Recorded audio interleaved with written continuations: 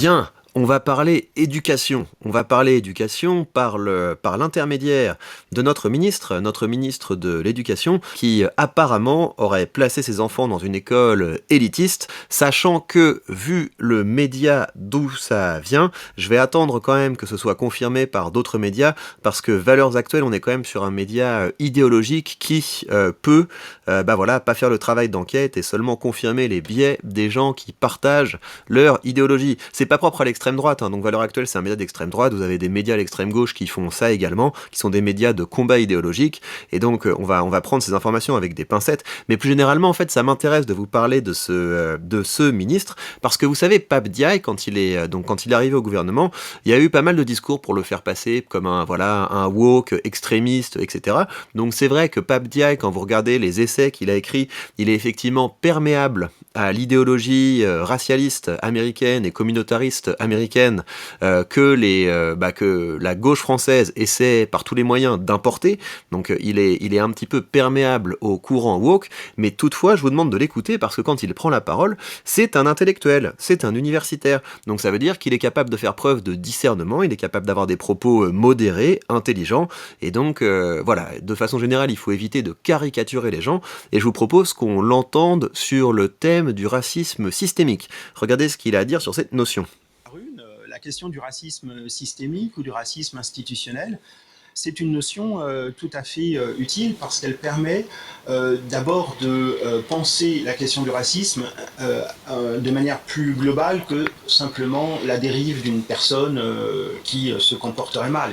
Elle permet de penser à l'échelle d'une institution sans pour autant, et ça je critique l'usage de la notion de racisme d'État qui laisserait penser que l'État aurait une politique raciste, ce qui n'est pas le cas, et il y a des institutions d'État qui sont en plus très activement engagées dans l'antiracisme. Donc c'est quelqu'un qui est capable de tenir des propos précis et qui est capable de tenir des propos nuancés. Donc souvent faire venir des intellectuels au gouvernement, c'est quelque chose qui marche pas très bien parce que les universitaires ont quand même une éthique qui est souvent incompatible avec le vice que suppose la politique, d'autant plus que le ministère de l'Éducation, c'est pas franchement le ministère c'est pas un ministère qui est de tout repos, mais c'est un intellectuel, il a écrit des choses, et donc ça vaut la peine de l'écouter sans le caricaturer. Et donc là, notre ministre est un petit peu sur la sellette, enfin il est pas sur la sellette, hein, il est un petit peu attaqué, parce qu'il aurait placé ses enfants dans une école privée et élitiste pour qu'ils aient une scolarité sereine. Donc on va regarder ça avec bien sûr plein de pincettes, parce que il faudrait que ce soit confirmé par des médias un peu plus objectifs. Alors, il assure d'ailleurs que ce choix était celui de parents soucieux du bon développement de leurs enfants. L'école publique, c'est comme les éoliennes. Tout le monde aime ça, mais pas chez soi.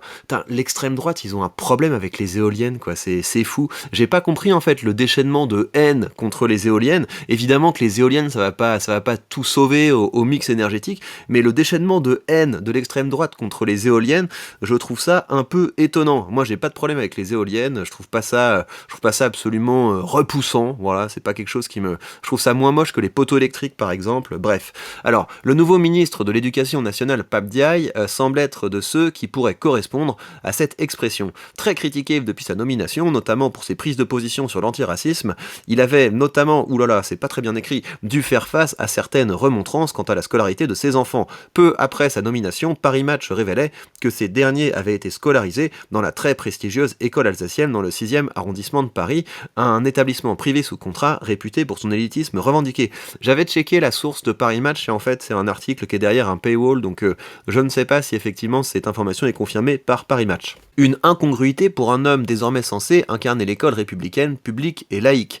Dans un entretien accordé aux Parisiens le samedi 25 juin, Pape Diaye est cependant revenu sur le sujet en assumant sans difficulté la scolarité de ses enfants. Et là franchement respect. Pourquoi ? Parce que à la limite, quelqu'un qui aurait les moyens de mettre ses enfants dans le meilleur établissement, mais qui, par idéologie, se dirait « je vais quand même les mettre dans l'établissement craignos qui est juste à côté », franchement, vous respecteriez quelqu'un comme ça ? Quelqu'un qui mettrait en péril l'avenir de ses enfants alors qu'il a les moyens de pas le faire, par idéologie ? Vous respecteriez ça ? Donc le fait qu'ils disent « ouais, je veux le meilleur pour mes enfants », pour moi, c'est quelque chose qui me rapproche de lui. Parce que moi aussi, je veux le meilleur pour mes enfants, c'est pour ça que je travaille dur, j'ai envie de leur offrir offrir le meilleur. Et si mes parents avaient eu de l'argent, ben, j'aurais aimé qu'ils me mettent dans le privé. Parce que moi, j'ai fait mon collège et mon lycée à Mantes-la-Jolie, et je peux vous dire que c'était pas toujours rose, c'était morose.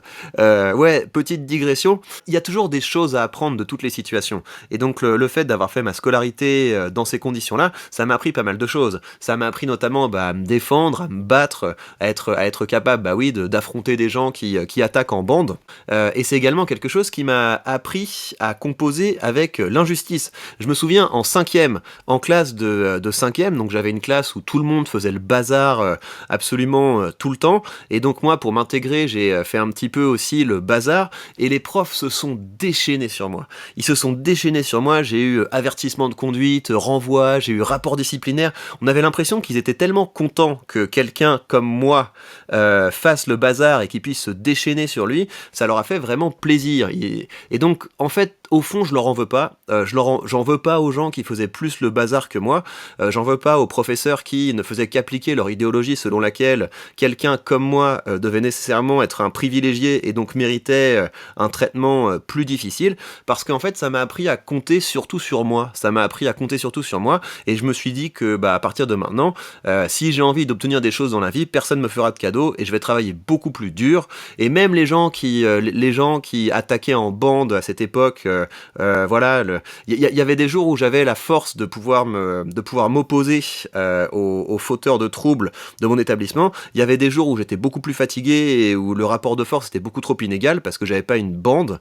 Et voilà, ces jours-là, je me disais, les gars, peut-être que là vous faites les malins dans la cour du collège, mais un jour c'est moi qui serai en haut de la chaîne alimentaire parce que j'aurai plein de thunes. Et vous, bande de petits clowns, voilà, vous ne... Bref, j'ai pas envie de leur souhaiter du mal parce que bref, mais en tout cas, ça m'a motivé de me dire que j'arriverai à me sortir de ce milieu moisi en travaillant dur.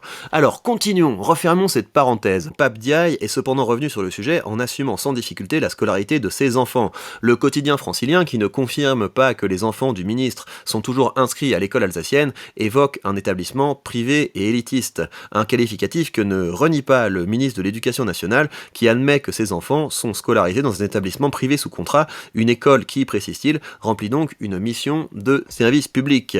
Il y a des moments qui, dans le développement de l'enfant, peuvent être compliqués, se justifie-t-il, c'est vrai, évoquant le choix des parents dont les enfants ne bénéficiaient plus des conditions nécessaires à une scolarité sereine et heureuse. Pape Diaye précise que ces enfants étaient auparavant scolarisés en REP+, l'acronyme, nous, ça s'appelait ZEP, moi, là où j'étais, l'acronyme désignant les réseaux d'éducation prioritaire renforcés, pas sûr cependant qu'une telle réponse suffise à convaincre les parents d'élèves qui n'ont pas d'autre solution que l'école publique.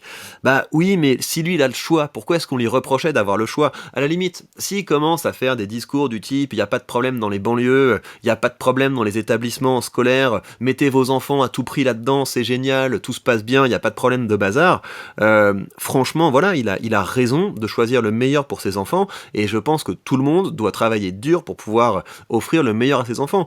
Donc moi, si à la limite, il a effectivement fait ce choix, qu'il assume ce choix, et qu'il va pas faire la morale en disant aux gens qui ont envie du meilleur pour leurs enfants, s'il les stigmatise pas en disant « espèce de sale riche, remettez vos enfants dans l'école publique », pour moi, il n'y a pas de problème.